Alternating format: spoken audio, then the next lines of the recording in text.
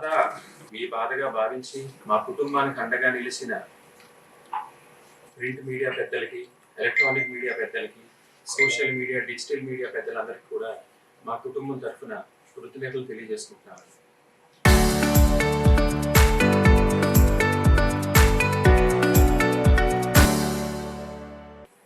ఆ రోజు నుంచి ఈ రోజు వరకు కూడా మా నాన్నగారు చేసిన పనులు, ఆయన చరిత్ర అంతా కూడా పేపర్లోని, టీవీలోని, డిజిటల్ మీడియాలో చేస్తారని తెలిసిందని ప్రతి ఒక్కరికి ప్రత్యేకమైన కృతజ్ఞతలు తెలియజేసుకుంటున్నాం సార్, మీడియా పెద్దలందరికీ కూడా. రెండవది, సింధు హాస్పిటల్ యాజమాన్యానికి మా నాన్నగారు చాలా సీరియస్ కండిషన్లో ఆ హాస్పిటల్లో జాయిన్ అవ్వడం జరిగిందండి.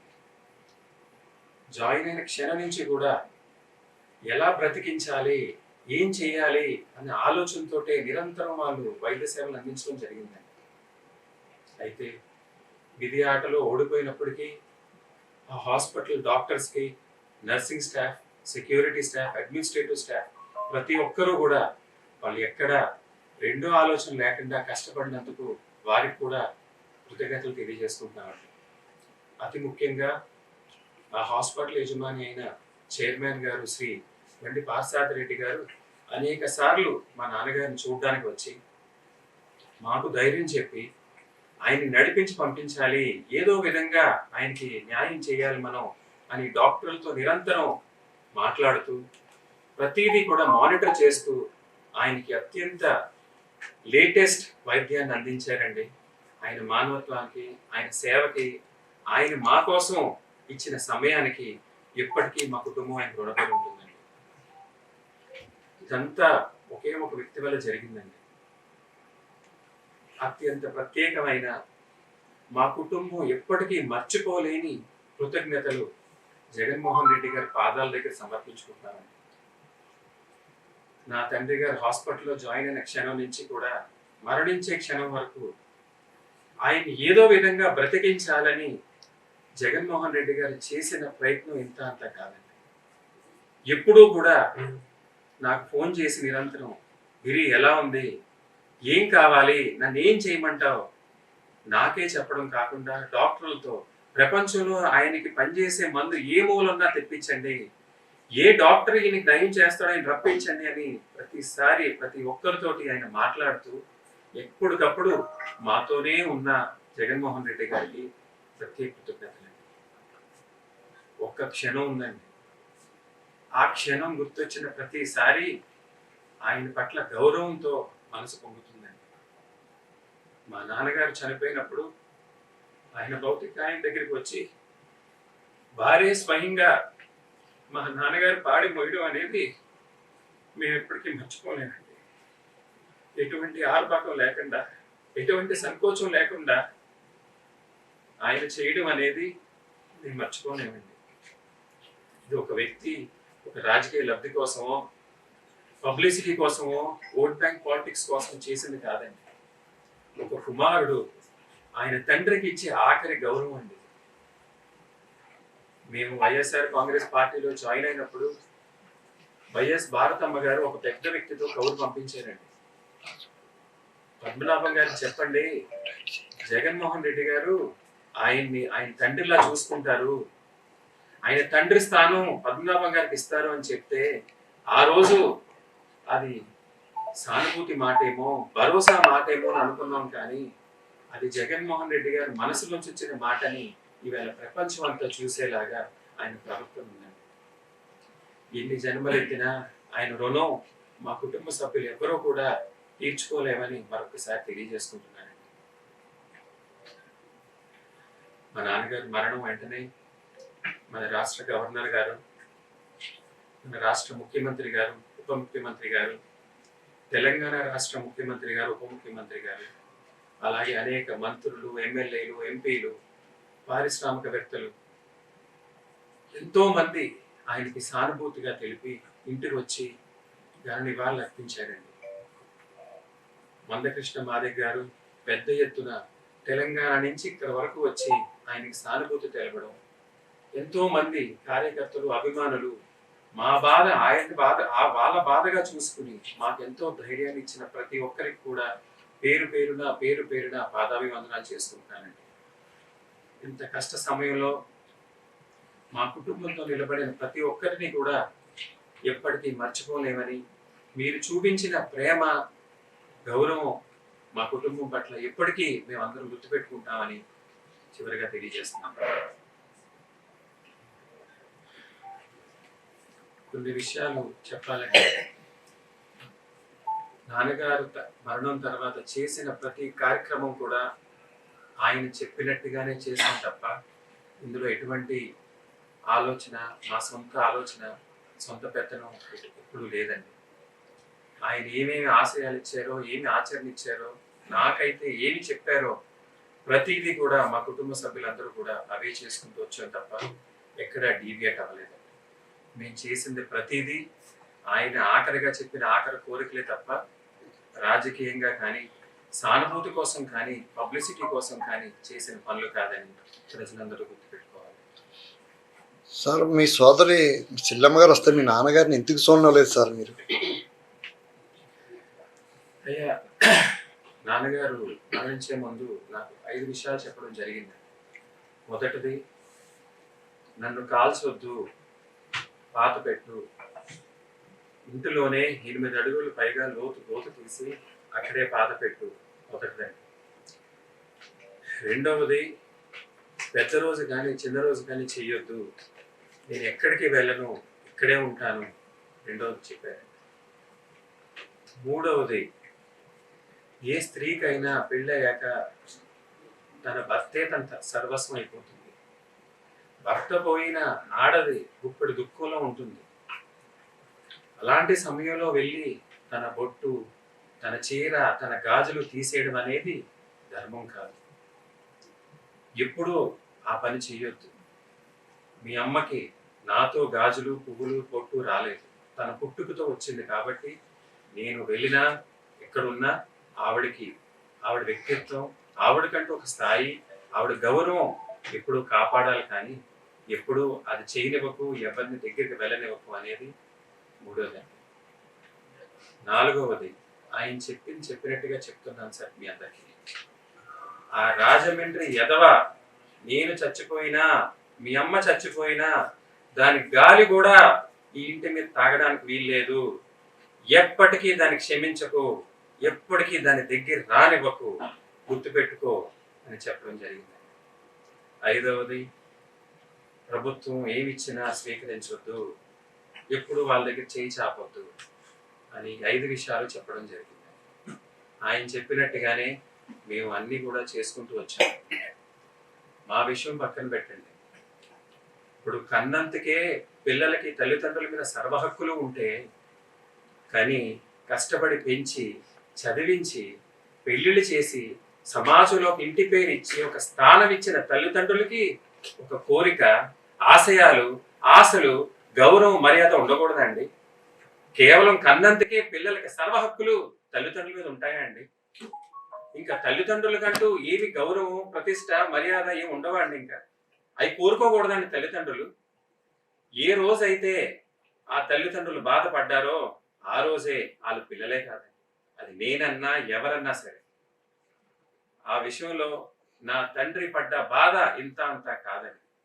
హార్ట్ అటాక్ వస్తుందంటే చేయడానికి ఒక టెస్ట్ ఉంది, ఫ్రాక్చర్ అయితే చూడడానికి ఒక స్కానింగ్ ఉంటుంది, క్యాన్సర్కి బ్లడ్ టెస్ట్లు ఉంటాయి. మానసిక క్షోభకి ఏ టెస్ట్ ఉండదండి. ఆ భగవంతుడు సాక్షిగా నా తండ్రి పడ్డ మానసిక క్షోభ ఇంత అంత కాదండి. ఎందుకంటే నా తండ్రికి చిన్న వయసులోనే తల్లి కోల్పోయారండి. యవ్వనం వయసులో తండ్రిని కోల్పోయారు. మా అన్నయ్య గారు పుట్టాక ఆ నాన్నగారి పేరు, ఆ మహాతల్లి పుట్టాక ఆయన తల్లిగారు పేరు పెట్టుకుని ఎంతో మురిసిపోయేవారట. ఆవిడ బాధపడితే ఆయన బాధపడేవారండి. ఆవిడ పాదానికి మట్టి అంటకూడదని స్కూలుకు కూడా పంపడం మానేశారండి. అందరికంటే ఎక్కువ దగ్గరగా చూసింది ఆవిడే నా తండ్రి. ఆయన గోరుముద్దలు తిని ఆయన చేతుల మీద పెరిగిన వ్యక్తి ఈ రోజు ఆయన 300 సంవత్సరాలుగా మా కుటుంబం పరువు ప్రతిష్ట దాచుకుంటున్న దాన్ని రోడ్డుకి ఈడిచి తండ్రిని అనరాని మాటలంటే ఏ తండ్రి భరించగలడు? ఏ తండ్రి క్షమించగలడు అనేది ప్రజలందరూ ఆలోచించాలండి. కూలి పని చేసుకుండే తల్లిదండ్రుల దగ్గర నుంచి ప్రధానమంత్రులు, అత్యంత కోటేశ్వరుల తల్లిదండ్రులకైనా ప్రతి ఒక్కరికి ఒక విలువలు ఉంటాయి, ఒక నమ్మకాలు ఉంటాయి, ఒక ప్రతిష్టలు ఉంటాయి ప్రతి కుటుంబానికి. అది దెబ్బ తీసిన నాడు ఆ పిల్లల్ని క్షమించకూడదు, ఎప్పటికీ క్షమించకూడదండి వాళ్ళని. అలా క్షమించి నిజం ఏంటి, తప్పు ఏంటి, ఒప్పు ఏంటి చెప్పని తల్లిదండ్రుల వల్లే ఈ రోజు సమాజంలో ఒక టెర్రరిస్ట్ గా, ఒక రేపిస్ట్ గా, ఒక దుర్మార్గులుగా తయారవుతున్న పిల్లలు తల్లిదండ్రులు చేస్తున్న తప్పండి. ఇవన్నీ గ్రహించే ఆ రోజే నా తండ్రి ఆవిడ దూరం పెట్టి ఎప్పటికీ క్షమించలేదంట. ఏ గర్భంలో అయితే నా తల్లి 9 నెలలు మోసి కష్టపడి కనిందో అదే గర్భాన్ని కొట్టుకుని ఏడ్చిందండి నా తల్లి. ఇలాంటి దుర్మార్గురాలుగా నేను జన్మనిచ్చాను, నా పసుపు కుంగాలు పట్టుకుపోయిందని అదే కడుపు కొట్టుకుని ఏడ్చిందండి. నా తల్లిదండ్రుల బాధ మేము స్వయంగా చూసామండి. లోకం ఏమనుకున్నా సంబంధం లేదండి. నా తల్లిదండ్రులు పడ్డ బాధ ఇంత అంతా కాదండి. ఒక్క సంఘటన చెప్తాను మీకు. అంబటి రాంబాబు గారు ఇంటి మీద దాడి జరిగినప్పుడు వారి కుమార్తె బయటకు వచ్చి మాట్లాడిందండి. ఒకసారి చూశారు, రెండోసారి చూశారు, మూడోసారి చూసి పద్మ మా అమ్మగారితో అన్నారండి, పద్మ ప్రతి ఇంటికి అలాంటి కూతురు ఉండాలి పద్మ, తల్లిదండ్రుల పట్ల నిలబడే కూతురు ఉండాలి పద్మ, మనమేం పాపం చేసాం పద్మ అని నా తండ్రి మా అమ్మగారితో మాట్లాడి టీవీ కట్టి పడుకున్న సంగతులు మేము ఎన్నో దగ్గర నుండి చూసాం. ఎప్పటికీ ఈవిడే కాదండి, తల్లిదండ్రులు బాధ పెట్టే ఎవరో కూడా క్షమించకూడదు. ప్రభుత్వ లాంఛనాల సమయంలో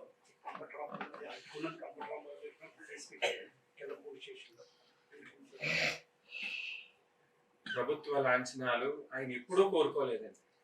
ఇప్పుడే కాదండి, మంత్రిగా ఉన్నా, ఎంపీగా ఉన్నా, ఎమ్మెల్యేగా ఉన్నా ఎప్పుడు సెక్యూరిటీలు కానీ, సెల్యూట్లు కానీ, ఎస్కాట్లు కానీ, బాడీ గార్డులు కానీ ఎప్పుడు ఆయన ఎప్పుడు కోరుకోలేదండి. ఆయన ఎప్పుడు సింగిల్ మ్యాన్ ఆర్మీగానే ఆయన పనిచేసుకుంటూ వచ్చే తప్ప ఎప్పుడు ఎవరి దగ్గర నుంచి ఏది ఆశించలేదండి. ప్రభుత్వ లాంఛనాలు వద్దని చెప్పడం మా నిర్ణయం అండి. ఆయన మాకు చెప్పిన ఆదేశాలే మా అన్నయ్య గారు, మేము ప్రభుత్వం చెప్పడం జరిగింది, పెద్దలు కూడా అనౌన్స్ చేయడం జరిగింది. అయినా సరే పోలీసులు చాలా దారుణంగా ప్రవర్తించి ఆ రోజు డిఎస్పి గారు నాన్నగారిని ఇంటికి తీసుకురాగానే నా దగ్గరికి, మా అన్నయ్య గారి దగ్గరికి, మా అమ్మగారి దగ్గరికి వచ్చి కూడా అడిగారండి, అయ్యా ఆవిడ వస్తానంటుంది, ఏం చేయమంటారు అని. మా నాన్నగారు చివరి కోరిక ఇదండి, దయచేసి తీసుకురావద్దని చెప్పడం జరిగింది. మా అమ్మగారు కూడా అదే చెప్పారండి.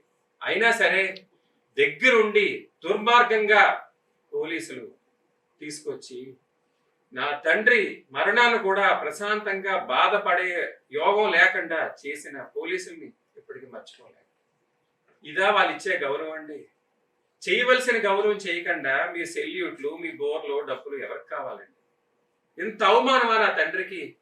ఆయన ఆఖరి కోరిక కూడా తీర్చలేని పరిస్థితిలో మమ్మల్ని పెడతారా? ఇదేనానండి అధికారం ఉంటే ఇంత దుర్వినియోగం చేసుకుంటారా? ఇదా సమయం మీ రాజకీయంగాని మీ అధికారం చూపించుకోవడానికి? అంబటి రాంబాబు గారి మీద కేసు పెట్టారని తెలిసిందండి. ఆయన చేసింది ప్రతిదీ కూడా మా కుటుంబం కోసం, మా తండ్రి కోసం చేశారు. ఆయన మీద కేసు ఏది పెట్టారో మా కుటుంబం సభ్యుల మీద అందరి మీద కూడా అదే కేసు పెట్టండి. వారిని ఎప్పుడు విచారణకు పిలిచినా ఖచ్చితంగా మేము వెళ్తాం, ఆయన తరపున మేము నిలబడతాం. ఇందులో ఎటువంటి సందేహం లేదండి.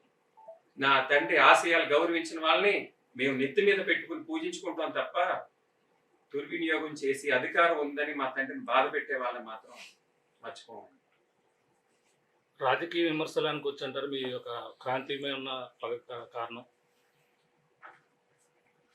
మనం ఎలా చెప్తాం సార్ అవన్నీ? ఆవిడ ఒక పార్టీకి వెళ్ళారు, మేము ఒక పార్టీలో ఉన్నాం. పార్టీలు ఏదైనప్పటికీ కుటుంబం అనేది కుటుంబం అండి. అంతేగాని రాజకీయ లబ్ధి కోసం దేన్ని త్యాగం చేస్తున్నారండి? సరే ఈవేళ ప్రతిపాడు ఎమ్మెల్యే ఇచ్చేశారు, నన్ను చిత్తుగా ఓడించేసి డిపాజిట్ లేకుండా చేశారు, మంత్రి అయిపోయింది, లెక్కలేని ఆస్తి సంపాదించింది. ఏం కోల్పోయిందండి? At what cost is he earning all that? దేవుడు లాంటి తండ్రిని వద్దనుకున్నా, భూదేవి లాంటి తల్లిని వద్దనుకున్నా, రామలక్ష్మణ్ లాంటి అన్నదమ్ములు వద్దనుకున్నా, స్వర్గం లాంటి పుట్టిల్ని వద్దనుకున్నా, తల్లిదండ్రులు లెక్క చేయని మనిషి ఎవరిని లెక్క చేస్తుందండి? ఏ పార్టీని లెక్క చేస్తుంది? ఏం సేవ చేస్తుంది అనేది ప్రజలు, ఆ పార్టీ నాయకులు ఆలోచించుకోవాలండి. ఇది రాజకీయం కాదండి, రాజకీయం కానే కాదు. హైదరాబాద్ వెళ్ళినప్పుడు కూడా తన ఆశ్రయం లేదని కూడా నాన్నగారు గతంలో కూడా మాట్లాడారు. ఆ పరిణామం కూడా కారణం అనుకోవచ్చండి. అయ్యా, ఫస్ట్ టైం ఎవరు గొడవ మొదలు పెట్టారనేది ప్రజలందరికీ తెలుసు. ఎవరో ఈ గొడవకి కారణం అనేది మీ అందరికీ తెలుసు. గొడవైన రోజు నుంచి ఈ రోజు వరకు 4 సార్లు ఆవిడ ప్రయత్నం చేయడం జరిగింది. మొదటిది మీ అందరికీ తెలుసు, కాకినాడ మెడికవర్ హాస్పిటల్లో నా తండ్రి సృహలో లేనప్పుడు రావడం జరిగింది. 2, యశోద హాస్పిటల్లో ఉన్నప్పుడు నా తండ్రి రూమ్ లో ఉన్నప్పుడు రావడం జరిగింది. ఆ రోజు నా తండ్రి ఆవిడతో ఏమన్నారో మీరు ఆవిడని అడిగి తెలుసుకోండి.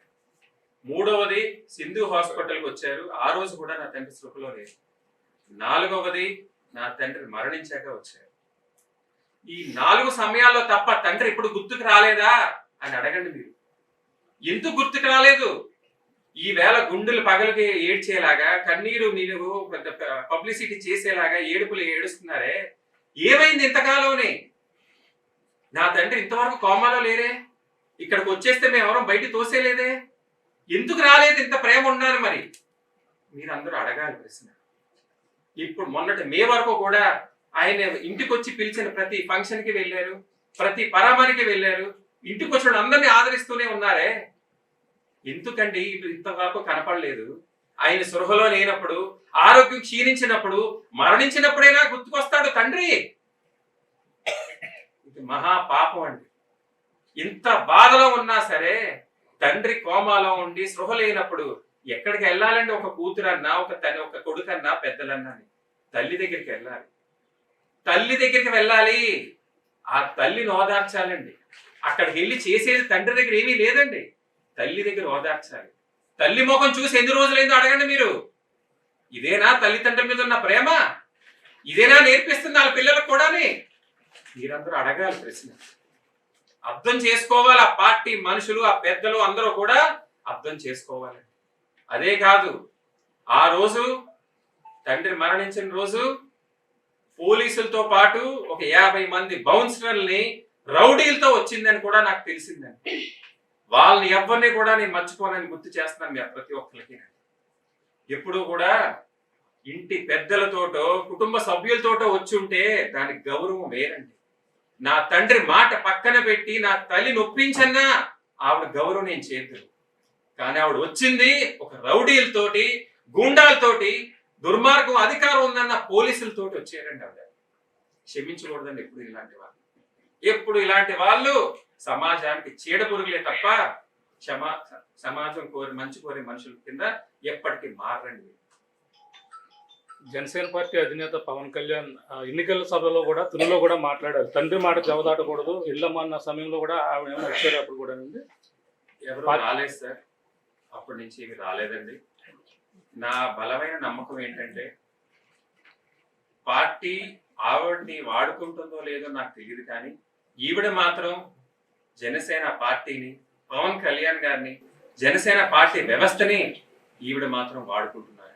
ఆ పార్టీ పెద్దలే సమాజానికి ఏది మంచిది అనేది ఆలోచించి ప్రవర్తన మార్చుకోవాలని తెలియజేస్తున్నారు. సార్, మీ తండ్రి గారు ప్రతిపాడు నియోజకవర్గాన్ని చాలా ప్రేమించేవారండి. మీరు ఆ నియోజకవర్గ ప్రజలకి ఏం చెప్పదలుచుకుంటున్నారు? ఆయన నాకు ఒక 5 రాజకీయంగా కొన్ని విషయాలు చెప్పారండి. మొదటిది, ఎప్పుడు దేని వెనకాల పరిగెట్టొద్దు. అది అధికారం అన్నా, పదవన్నా, డబ్బన్నా, ఆస్తి అన్నా దేని వెనకాల పరిగెట్టొద్దు. ఎప్పుడు నీ శక్తిని కూడగట్టుకో, నేను నువ్వు కొత్తగా కనిపెట్టుకో, జ్ఞానాన్ని పెంచుకో, అన్నీ నీ దగ్గరికి వస్తాయి అని మొదటిదండి. రెండవది, ఎప్పుడు ఒక ఇంట్లోని ఒక జీవితంలో దీపం పెట్టడానికే ప్రయత్నం చేయి. ఆ దీపం కోసం ఎంత దూరం అన్నా వెళ్ళు, ఎంత కష్టమన్నా పడు, ఎంత మందినన్నా అడుక్కో, దీపం పెట్టిన మరుక్షణం మర్చిపో. ఎందుకంటే ఒకరికి సాయం చేసే స్థితిలోని నా దేవుడు పెట్టాడు అంటే నువ్వు వాళ్ళకి రుణం ఉన్నావు, కానీ వాళ్ళు నీ బానిస కాదు అని చెప్పాడు.